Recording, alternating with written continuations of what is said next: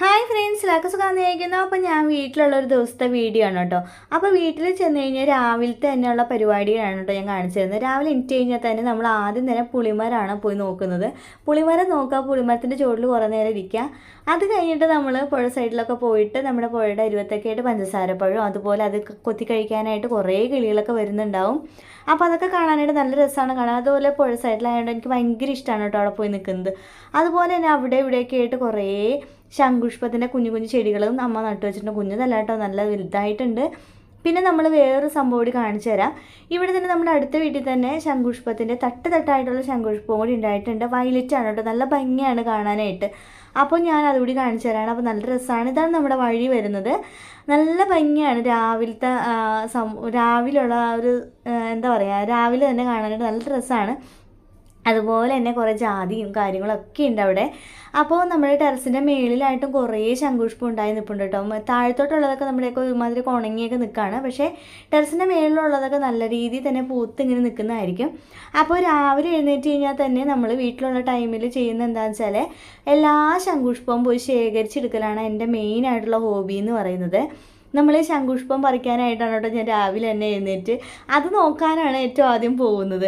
പിന്നെ നമ്മുടെ അവിടെ ജാതിക്കയും കാര്യങ്ങളൊക്കെ ഉണ്ട്. അപ്പോൾ വീടിൻ്റെ മേളിൽ കയറി കഴിഞ്ഞാൽ ജാതിക്ക പൊട്ടിക്കുക, പുളി പൊട്ടിക്കുക, ശംഖുഷ്പം പൊട്ടിക്കുക, ഇതൊക്കെയാണ് എൻ്റെ മെയിനായിട്ടുള്ള പണി എന്ന് പറയുന്നത്. അപ്പോൾ നമ്മളുടെ പുഴ സൈഡിലായിട്ട് അതുപോലെ പഞ്ചസാരപ്പഴം കൂടി നിൽപ്പുണ്ട് കേട്ടോ. അതുണ്ടോ, ഇതാണ് പഞ്ചസാരപ്പഴം. ഞങ്ങൾ പഞ്ചസാരപ്പഴം എന്നാണ് പറയുന്നത്. നല്ല രസമാണ് അത് കഴിക്കാനായിട്ട്.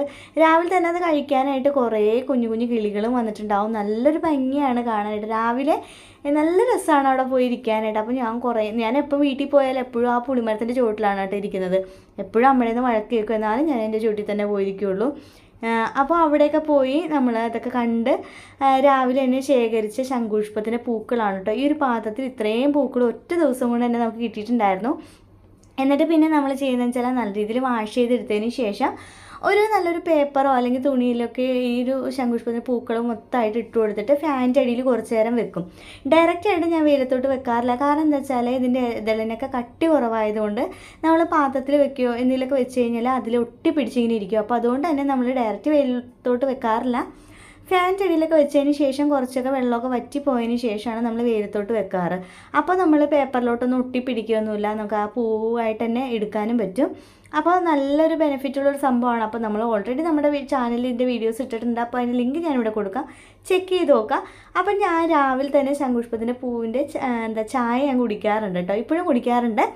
അപ്പോൾ ഇത് നല്ല യൂസ്ഫുൾ ആണ്. അപ്പോൾ വീഡിയോ ഇഷ്ടപ്പെട്ടാൽ ചാനൽ ലൈക്ക്, ഷെയർ, സബ്സ്ക്രൈബ് ചെയ്യുക. അടുത്ത വീഡിയോ ആയിട്ട് വീണ്ടും കാണുന്നവർക്കൊക്കെ ബൈ, ടേക്ക് കെയർ.